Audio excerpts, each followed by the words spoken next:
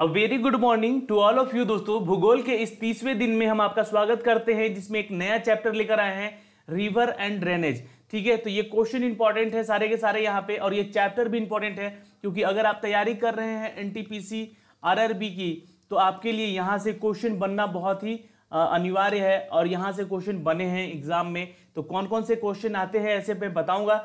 और दोस्तों अगर आप नए हैं चैनल पे तो सब्सक्राइब कीजिए बेल आइकन को दबा के, ताकि हर वीडियो का नोटिफिकेशन आप तक हम पहुंचा सके। ज्योग्राफी और हिस्ट्री की बात कर ले दोस्तों हम लोग, तो यहाँ पे लगभग सिलेबस अब समाप्त होने को है। इसके बाद हम लोग जब चैप्टर सारे समाप्त हो जाएंगे तो ये क्यूज सेक्शन आएगा इसका, जो कि दोनों का मिक्स रहेगा, हिस्ट्री और ज्योग्राफी से मिक्स क्यूज आएंगे। ओके, ये जीके का पार्ट हो गया। पर हम बात करेंगे अगर पॉलिटी और इकोनॉमिक्स की, ठीक है, ये दोनों चैप्टर की, तो यहाँ देखिए छोटे छोटे चैप्टर है ये दोनों। सब्जेक्ट भी छोटे, मतलब ज़्यादा क्वेश्चन यहाँ से नहीं होते हैं, पर फिर भी आपको पढ़ना है, यहाँ से सिलेबस में है ये चीज़ें। तो आपको ये जो है वो चैप्टर वाइज ही कराए जाएंगे, दोनों के दोनों, पॉलिटी और इकोनॉमिक्स का भी। इसके अलावा आपको एक चीज़ बता दें कि साइंस की क्लासेस, ठीक है, तो साइंस की क्लासेस भी आपकी शुरू की जाएगी। बस 2 दिन और इंतज़ार कीजिए, और इसका भी आपको क्यूज अलग से चैप्टर वाइज कराया जाएगा। ठीक है, तो बने रहिएगा साथ में। जितने भी जीके जीएस का पार्ट है वो सारे कवर कराएंगे हम अपने चैनल पे। तो चलिए अब शुरू करते हैं आज का ये सिनारियो।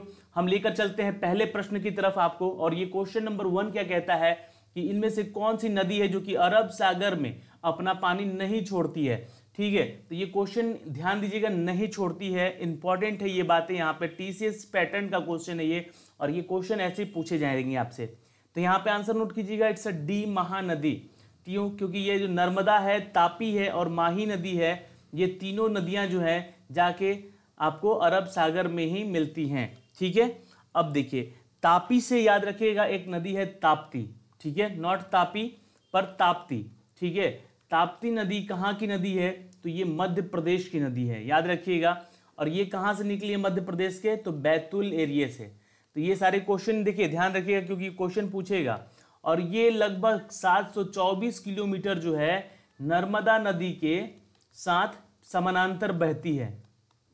ठीक है, 724 किलोमीटर। ओके, किसके? तो नर्मदा नदी। तो यहां से क्वेश्चन यहां से ये बन सकता है कि नर्मदा के समानांतर जो है कौन सी ऐसी नदी है जो कि बहती है? तो 724 किलोमीटर तक बहती है ताप्ती नदी। कहां से निकली है? तो बैतूल से। कौन से स्टेट से? तो मध्य प्रदेश का जिला है बैतूल। ओके, ये इतना ध्यान रहेगा आपको। चलिए क्वेश्चन नंबर 2 देखिए, यहाँ पे आंसर पहले ही आ चुका है, आप भी आंसर जान लीजिए। जल निकासी बेसिन की सही परिभाषा क्या है? ये ड्रेनेज बेसिन जो होता है, ये इसका मतलब एक एक्यूरेट जो है, हम कहते हैं कि इसका परिभाषा बताइए। तो आंसर नोट कीजिएगा, एक ऐसी नदी और उसकी सहायक नदियां द्वारा बहाए जाने वाले क्षेत्र को। जैसा कि मैंने अभी आपको बताया है कि नर्मदा जो है के समानांतर कौन बहती है? तो ताप्ती नदी है। ठीक है, तो 724 किलोमीटर तक ये नदी एक साथ बहती है। तो इनके द्वारा जो बहाए गए जाने वाले क्षेत्र हैं, मतलब जो एरिया इनका आता है, इनके साथ साथ जितना भी पैरेलल एरिया चलता है, वो इसका ड्रेनेज बेसिन कहलाता है। याद रखिएगा, क्वेश्चन यहाँ से ऐसे बनेंगे ही बनेंगे। और ये क्वेश्चन आपका पूछा गया है एसएससी सीजीएल 2007 के पेपर में। ठीक है, तो ये क्वेश्चन इंपॉर्टेंट है दोस्तों। ठीक है, एक क्वेश्चन मैं पूछूंगा दोस्तों आपसे, ड्रेनेज की बात हुई है तो। कर्नाटक जो स्टेट है, कर्नाटक में स्थित जोग प्रपात किस नदी पर है? कर्नाटक में देखो, ये क्वेश्चन आया हुआ है सीजीएल 2016 के पेपर में, जो मैं पूछ रहा हूं अलग से। ठीक है, तो कौन सी नदी के किनारे है स्थित है जोग प्रपात? ठीक है, नोट कर लीजिएगा, ये जोग प्रपात जो है वो किस नदी के किनारे स्थित है?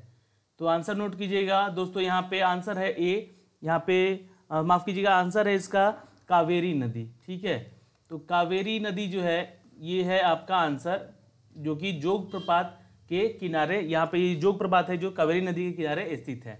ये क्वेश्चन इंपॉर्टेंट हो सकता है यहाँ से। ठीक है, चलिए चिनाब का दूसरा नाम क्या है? चलिए यहाँ से ये क्वेश्चन भी इंपॉर्टेंट है, और ये क्वेश्चन पूछा गया है आपके सीएचएसएल में। तो क्वेश्चन इंपॉर्टेंट है दोस्तों, 2001 के पेपर में पूछा गया है। चिनाब नदी जो है, आप लोगों ने नाम सुना होगा क्योंकि मैंने इसके बारे में बताया भी है ज्योग्राफी के स्टार्टिंग के जो चैप्टर पढ़ोगे उसमें से। ठीक है, तो चिनाब नदी का दूसरा नाम है दोस्तों, इट्स अ सी चंद्रभागा। ठीक है, चंद्रभागा, चंद्रभागा नदी नाम है इसका।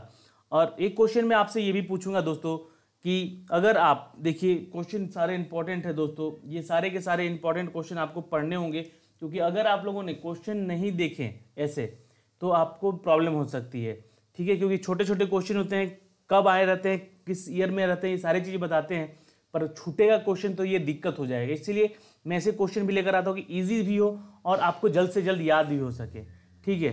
तो एक क्वेश्चन मैं आपसे पूछूंगा कि कौन सी नदी ज्वार नदमुख जो है वो बनाती है। तो ये क्वेश्चन का आंसर आपका करना है कौन सी, तो ताप्ती और नर्मदा, ठीक है, जो कि मैंने अभी पहले क्वेश्चन में आपको बताया है, याद रखिएगा।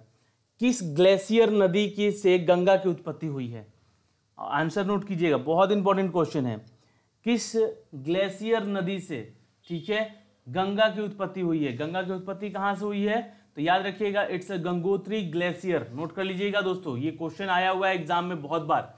तो गंगोत्री से निकली है गंगा, और दो गंगोत्री है वो कौन से स्टेट में है दोस्तों, तो याद रखिएगा उत्तराखंड, ठीक है। ये क्वेश्चन सारे पूछे जाएंगे, इंपॉर्टेंट है ये सारे क्वेश्चन, तो आंसर नोट कीजिएगा, गंगोत्री से निकली है गंगा। अब ये क्वेश्चन में पूछूंगा कि एक देखो, मैंने पिछले जो वीडियो में एक क्वेश्चन मैंने आपको थोड़ा सा वहाँ पे मुझसे गलती हुई थी, ठीक है, जो कि एक कैंडिडेट हैं, प्रेम नाम है उनका, ठीक है, मैं उनका नाम भी लूँगा यहाँ पे, थैंक्स, क्योंकि वो क्वेश्चन वहाँ पे गलत हुई थी, तो उसको सुधार के लिए उन्होंने मुझे व्हाट्सअप किया था, मैसेज किया था कि सर बंगाल का सूख किसको कहा जाता है। तो दामोदर नदी को मैंने कुछ गलत बता दिया था, ठीक है। तो दामोदर नदी जो है वो बंगाल का सूख माना जाता है, ठीक है, बंगाल का सूख। तो ये क्वेश्चन इंपॉर्टेंट है, ये क्वेश्चन आया हुआ है आपके सीजीएल में 2003 के पेपर में। तो आंसर नोट कीजिएगा, इसे प्रायः तबाही मचाने वाली, बाढ़ लाने वाली नदी के नाम से जाना जाता है, कहाँ पे, तो बंगाल में। तो इसलिए बंगाल का सूख किसे कहते हैं, तो दामोदर नदी को। चलिए क्वेश्चन नंबर 5 देखिएगा, भारत में किस स्थान पर भागीरथ गंगा नदी का निर्माण करने के लिए अलकनंदा नदी में विलीन हो जाती है। तो ये एक इंपॉर्टेंट क्वेश्चन है दोस्तों, इससे रिलेटेड मैं गंगा से रिलेटेड एक क्वेश्चन और पूछूंगा अभी आपसे यहाँ पे। इसका आंसर कीजिए कि भारत में किस स्थान पे भगीरथी जो है गंगा, भगीरथी गंगा नदी का निर्माण करने के लिए अलकनंदा नदी में विलीन हो जाती है। तो आंसर है यहाँ पे इट्स अ बी, देवप्रयाग में, ठीक है, याद रखिएगा कहाँ पे, तो भगीरथी गंगा नदी का निर्माण करने के लिए एक अलकनंदा नदी में विलीन हो जाती है, वो जगह का नाम है देवप्रयाग। क्वेश्चन एक अलग से मैं यहाँ से आपसे ये पूछने वाला था कि भारत में कौन सी नदियों में कौन सी डेल्टा नहीं बनाती है, ठीक है। मैं कुछ नदियों के नाम लूँगा, उसमें से बताना है कि इनमें से कौन सी नदियाँ हैं जो कि कोई डेल्टा नहीं बनाती है। डेल्टा आप लोग जो बनाती है वो नदी का नाम नहीं है यहाँ पे, ठीक है। तो आंसर ऑप्शन है गंगा, गोदावरी, महानदी या ताप्ती, जो कि डेल्टा नहीं बनाती है दोस्तों। कौन सी ऐसी नदी है इन चारों में से, ऑप्शन है गंगा, दूसरा ऑप्शन है गोदावरी, ठीक है, तीसरा ऑप्शन है आपका महानदी, और चौथा ऑप्शन है आपका ताप्ती। तो इनमें से बताइए कि कौन जो है वो डेल्टा नहीं बनाती है।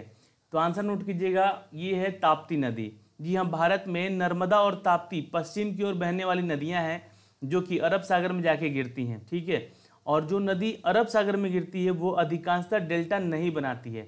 ये एक इंपॉर्टेंट क्वेश्चन, अधिकांशतः है ना, मोस्टली, पर ऐसा नहीं है कि कोई नहीं बनाती है, अधिकांशतः नहीं बनाती है। ये ज्वार नदमुख जो है एस्चुरी का निर्माण करती है, कौन, नर्मदा और ताप्ती, ठीक है। चलिए अगला क्वेश्चन, गंडक किस स्थान पर नदी में मिलती है। तो ये क्वेश्चन इंपॉर्टेंट है, ये क्वेश्चन आया हुआ है आपके सीजीएल 2007 में भी ये क्वेश्चन आया हुआ है आपका, इसलिए इंपॉर्टेंट है, यहाँ पे आ सकता है एग्जाम में। तो गंडक किस स्थान पर गंगा में मिलती है। तो आंसर नोट कीजिएगा, ये पटना के पास एक सोनपुर जगह है, ठीक है, जहाँ पे सोनपुर मेला भी बहुत फेमस है यहाँ का, ठीक है। और ये पशुओं का मेला लगता है यहाँ पे, ये भी जान लीजिएगा, ये क्वेश्चन पूछा गया है कि सोनपुर मेला किस लिए फेमस है, तो पशुओं का मेला लगता है यहाँ पे, ठीक है।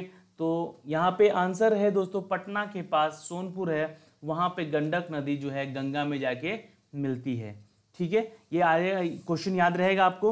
एक क्वेश्चन और मैं पूछूंगा यहाँ पे कि आपसे, सूरत किस नदी के किनारे है। सूरत आपको पता है ना कि सूरत गुजरात में है, तो ये किस नदी के किनारे स्थित है?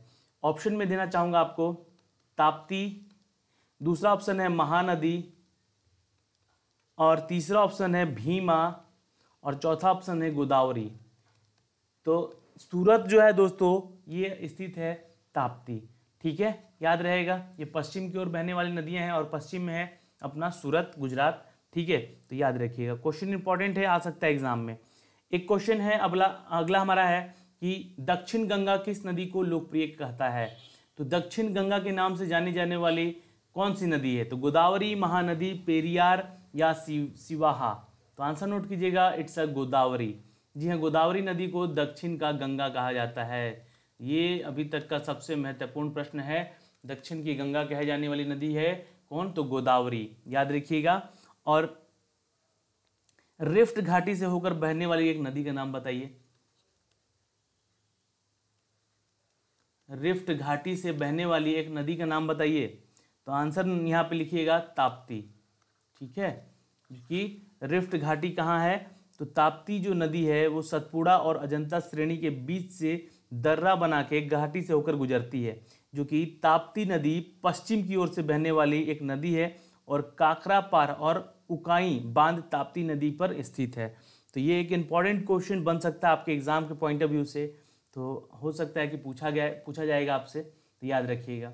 अगला क्वेश्चन है कि कावेरी नदी की प्रमुख नदियां निम्नलिखित में से कौन सी नदी है? कावेरी नदी की प्रमुख नदियां निम्नलिखित में से कौन सी नदी है? तो आंसर नोट कीजिएगा, it's a D, Kabini, Bhavani और अमरावती। ये तीनों जो नदियां हैं ये कावेरी नदी की एक सहायक नदियां हैं और इन्हीं की नदियां, ये इन्हीं से निकली हुई नदियां भी हैं। ठीक है, तो इंपॉर्टेंट है, ये क्वेश्चन पूछ सकता है एग्जाम में आपसे। ओके, एक क्वेश्चन है कि इनमें से कौन सी नदी अरावली रेंज, देखिए अरावली पर्वत, अरावली रेंज, इन सब का रिलेशन कहाँ से कहाँ तक रहेगा? तो याद रखिएगा, मैंने आपको हर वीडियो में बताया है कि दिल्ली, हरियाणा, पंजाब और गुजरात और राजस्थान, ये 5 स्टेट्स में इनका कहीं ना कहीं कनेक्शन रहेगा। ठीक है, तो अब इनसे ही रिलेटेड करके ये सारी चीज़ें जो है ट्रिक से समझ सकते हैं आप लोग, अगर समझ गए पूरे मानचित्र को। तो यहाँ पे है कि कौन सी नदी अरावली रेंज के पुष्कर घाटी, तो पुष्कर आप लोगों को पता है कहाँ है? पुष्कर राजस्थान में है दोस्तों। ठीक है, तो अब राजस्थान घाटी में निकलती है, तो वो कौन सी? तो नर्मदा जाती है क्या राजस्थान? बिल्कुल नहीं। तो आंसर आ चुका है यहाँ पे। ठीक है, साबरमती भी नहीं जाती है राजस्थान, सरस्वती नदी भी नहीं जाती है। तो एक लूनी नदी है जो कि राजस्थान में बहती है, आपको पता होना चाहिए, क्वेश्चन इंपॉर्टेंट है। अजमेर शरीफ जो है, ये यहाँ पे अजमेर में जो एक लूनी नदी नाम की नदी बहती है। ठीक है, याद रहेगा क्वेश्चन आपको। तो पुष्कर घाटी से निकलती है कौन सी नदी है वो? तो वो है लूनी नदी। ठीक है, क्वेश्चन नंबर 10 देखिए, जबलपुर के पास धुंधर झरना और संगमरमर की चट्टाने का सुरमय कंठ बनाने वाली नदी, तो ये सुरमय कंठ क्या है दोस्तों? सुरमय कंठ, तो ये सारी चीज़ें जो हैं आपको डेल्टा से रिलेटेड है, इसको मैं अभी आगे बताऊंगा।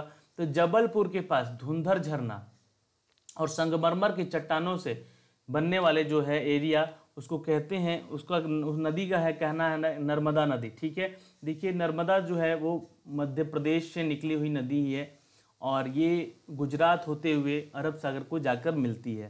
तो ये क्वेश्चन याद रखिएगा, इंपॉर्टेंट है। जब भी मध्य प्रदेश के शहरों का नाम हो तो याद रखिएगा, सबसे इंपॉर्टेंट अगर नर्मदा उसमें ऑप्शन है तो वहाँ जरूर कुछ ना कुछ क्लिक कीजिएगा। ठीक है, अब एक मैं बात कहूँगा, क्वेश्चन है कि ब्रह्मपुत्र नदी जो है इनमें से किसका हिमनद निकलती है? ब्रह्मपुत्र, ठीक है, ब्रह्मपुत्र नदी जो है वो इनमें से किसका हिमनद से निकलती है? तो ऑप्शन है सियाचिन, गंगोत्री, यमुनोत्री या चेमुंगयुंग। तो आंसर है दोस्तों, इट्स अ चेमुंगयुंग। ठीक है, चेमुंगयुंग। ठीक है, ये नदी का नाम है और ये ब्रह्मपुत्र विश्व की सबसे चौड़ी नदियों में से एक है और इसका स्रोत जो है मानसरोवर के झील से निकट एक चेमयुंग हिमानी से निकलती है। ठीक है, जो कि चाइना में है। चलिए क्वेश्चन अगला है हमारा यहाँ पे कि इनमें से किस नदी को बंगाल का सोरो कहा जाता है? तो देखिए सोरो नहीं, यहाँ पे बंगाल का, यहाँ पे इसका हिंदी वर्जन नहीं आ पाया है, बंगाल का शोक है यहाँ पे। ठीक है, तो अभी मैंने आपको आंसर बताया है, इट्स अ डी, दामोदर नदी को। ठीक है, याद रखिएगा। ये लास्ट वीडियो मैंने थोड़ा सा यहाँ पे कुछ गलत बताया था, तो मिस्टर प्रेम ने इनको सुधारा है, हमको व्हाट्सअप किया, इन्होंने बताया कि सर यहाँ पे एक चीज़ गलती हुई है, तो मैंने इसको सुधार दिया है। अब आपको ध्यान रखिएगा, और आप भी यहाँ पे कोई दिक्कत होती है, क्योंकि देखो रिकॉर्डिंग जो होती है हमारी थोड़ी सी नाइट शिफ्ट में होती है, क्योंकि दिन में हम लोग को काम दूसरे रहते हैं, तो ठीक है, तो उसके चलते थोड़ा जल्दीबाजी में हो जाता है गलत एक आध क्वेश्चन, तो उसके लिए क्षमा है, माफ़ कीजिएगा। और यहाँ पे क्वेश्चन सुधार सकते हैं आप भी यहाँ पे पढ़ रहे हैं, तो आपके पास भी ज्ञान होना चाहिए कि क्या गलत है क्या सही है। ठीक है, उसके लिए धन्यवाद है प्रेम भाई को। चलिए अगला क्वेश्चन है यहाँ पे, क्वेश्चन नंबर 12, निम्नलिखित में से कौन सी नदी भारत का सबसे बड़ा बेसिन है? तो बड़ा बेसिन जो बनाती है, रिवर बेसिन जिसे हम लोग कहते हैं, वो है दोस्तों इट्स अ सी, गंगा। जी हाँ, क्योंकि गंगा जो है सबसे बड़ी नदी भी है, और आपको ये सबसे बड़ा बेसिन भी क्रिएट करती है, तो ये याद रखिएगा, इंपॉर्टेंट क्वेश्चन है, आया हुआ है एग्जाम में। और एक क्वेश्चन मैं आपसे पूछना चाहूँगा कि अरुणाचल प्रदेश में प्रवेश करने वाली ब्रह्मपुत्र नदी को किस नाम से संबोधित किया जाता है? तो अरुणाचल प्रदेश में कौन सी नदी है जिसको हम लोग ब्रह्मपुत्र नदी जो है वहाँ पे प्रवेश करती है, तो उसको किस नाम से संबोधित किया जाता है? तो आंसर नोट कीजिएगा, यहाँ पे आंसर है इट्स अ सी, माफ़ कीजिएगा, आंसर है यहाँ पे इट्स अ बी, दिहांग नदी। ठीक है, ये दिहांग को कहते हैं। ऑप्शन में आपको दिया नहीं, यहाँ पे ऑप्शन है यहाँ पे दिबांग, दिहांग, सुबनसिरी या धनसिरी।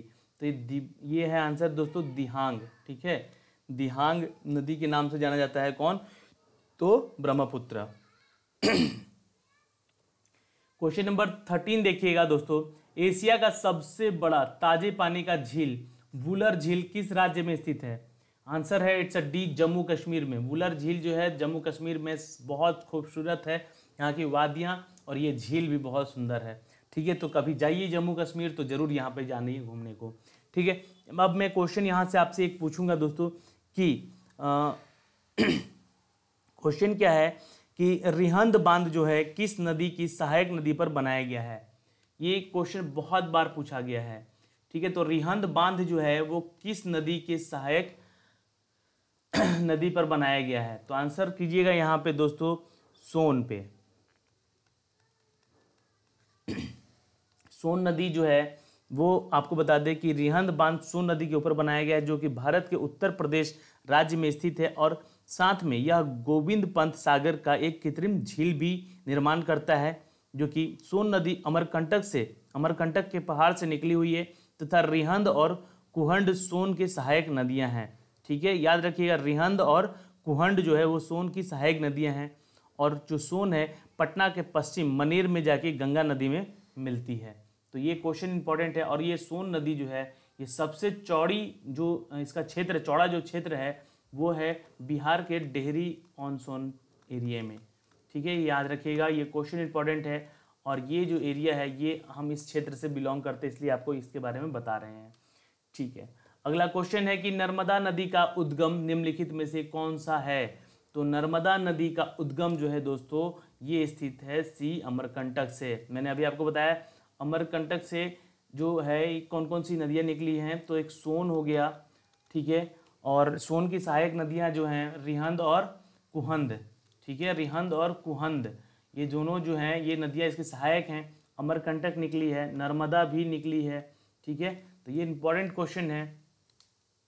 अगला सवाल देखें, क्वेश्चन नंबर 15, इनमें से कौन सी झील खारे पानी का झील कहा जाता है? तो खारे पानी का झील कहा जाने वाला जो है वो दोस्तों है सांभर झील। इंपॉर्टेंट क्वेश्चन है, ये क्वेश्चन पूछ सकता है एग्जाम में। ठीक है, तो याद रखिएगा, क्वेश्चन महत्वपूर्ण इसलिए है क्योंकि यहाँ से पूछे जा रहे हैं, और ये क्वेश्चन आया हुआ है 2007 के सीजीएल में ही। ठीक है, तो 2007 के क्वेश्चन बहुत आ रहे हैं आज। ठीक है, याद रखिएगा, इंपॉर्टेंट क्वेश्चन है। और एक क्वेश्चन मैं आपसे अलग से पूछूंगा यहाँ पे कि नासिक किस नदी के किनारे स्थित है? नासिक जो शहर है वो किस नदी के किनारे स्थित है? आंसर कीजिएगा यहाँ पे, इट्स अ गोदावरी। और गोदावरी को क्या कहते हैं? तो दक्षिण गंगा कहते हैं इसको। ठीक है, याद रखिएगा। और अब आपको पता भी है कि नासिक में जो है कुंभ लगता है, कुंभ मेला, और एक कुंभ लगता है कहाँ पे? तो इलाहाबाद, यानी कि अभी प्रयागराज उसका नाम हो गया है, प्रयाग। ठीक है, याद रखिएगा, ये सारे क्वेश्चन पूछा जा सकता है कि प्रयाग कुंभ जो है वो कौन कौन से शहर में लगता है। ठीक है, तो उन 4 शहरों के नाम आपको याद होने चाहिए। ठीक है, चलिए अगला क्वेश्चन देखिए, भारत की सबसे लंबी प्रायद्वीपीय नदी निम्नलिखित में से कौन सी है।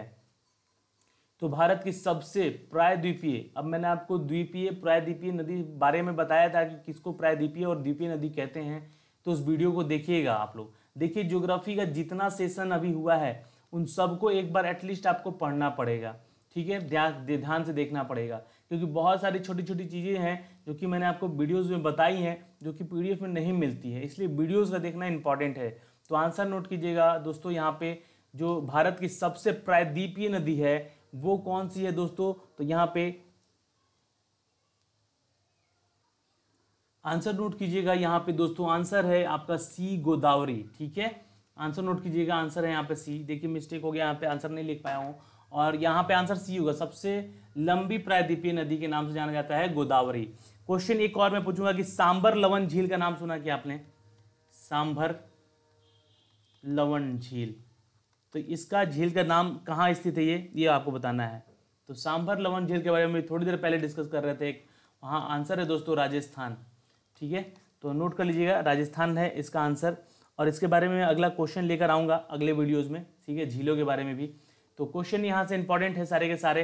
तो ये देखिएगा, यहाँ पे आंसर कीजिएगा कि मिट्टी, जो क्वेश्चन है ये क्वेश्चन कुछ ऐसा है कि आपको बताना है consider the following statement related importance of the soil on earth. जी हाँ, एक मृदा के बारे में, पृथ्वी और मृदा को रिलेटेड करके ये बनाया गया है। तो यहाँ पे क्या सही कहा गया है दोनों वाक्य में, इसको बताना है। तो क्वेश्चन का है यहाँ पे कि मिट्टी हमारे लिए बहुत महत्वपूर्ण है क्योंकि कृषि उत्पादन पूरी तरह से मिट्टी की उर्वरता पर आधारित है। तो मिट्टी की उर्वरता लोगों को निवास करने के लिए आकर्षित करती है। तो आंसर देखिए यहाँ पे सिर्फ और सिर्फ ये होना चाहिए, क्योंकि कोई कहीं का अगर मिट्टी अच्छा है तो ऐसा नहीं कि हम लोग वहाँ पे जाके वहाँ रहें वहाँ पे। ठीक है, उर्वरता जो है उसका लोगों का निवास करने का आकर्षित करती है, ऐसा कुछ नहीं है। ऐसे जगह भी लोग जाके रह रहे हैं जहाँ पे मिट्टी है ही नहीं, पठारों पे पहाड़ों पे घर बना के रह रहे हैं। ठीक है, तो यहाँ पे सिर्फ और सिर्फ जो आपका ए होगा, ये वाला ए है, ओनली 1 जो है आंसर यहाँ पे आपका सही है। ठीक है, अगला क्वेश्चन देखिए, अगला है कि मिट्टी का निर्माण पहाड़ों और चट्टानों से होता है। ऐसे क्वेश्चन पूछे जाएंगे दोस्तों एग्जाम में। ठीक है, मिट्टी का निर्माण पहाड़ों और चट्टानों से होता है। ठीक है, चट्टानों को अपक्षय, यानी कि हम लोग एक्सपोज्ड की बात करें तो चट्टानों के अपक्षय की प्रक्रिया से अवगत कराया जाता है और क्षय और अपघटन से पीड़ित होता है, यानी कि the rock are expose to the process of the weathering and suffer decay and the decomposition. तो ये भी बात सही है। तो आंसर यहाँ पे बोथ होगा, सी, ए और बी दोनों सही है। यहाँ पे 1 और 2 दोनों ही सही है, तो आंसर यहाँ पे हो जाएगा आपका सी। ठीक है, अगला क्वेश्चन है, केवल चट्टानों का अपक्षय। ठीक है, जो चट्टान होते हैं, जो रॉक होते हैं, इसका डिपोजिशन जो होता है, ठीक है, वो और अपक्षय द्वारा बनता है। केवल चट्टानों का अपक्षय के द्वारा बनता है। ठीक है, यहाँ पे क्वेश्चन थोड़ा आप लोगों को समझने में दिक्कत होगा, तो यहाँ पे इंग्लिश में समझिएगा। It is only form by the weathering of rocks and deposition.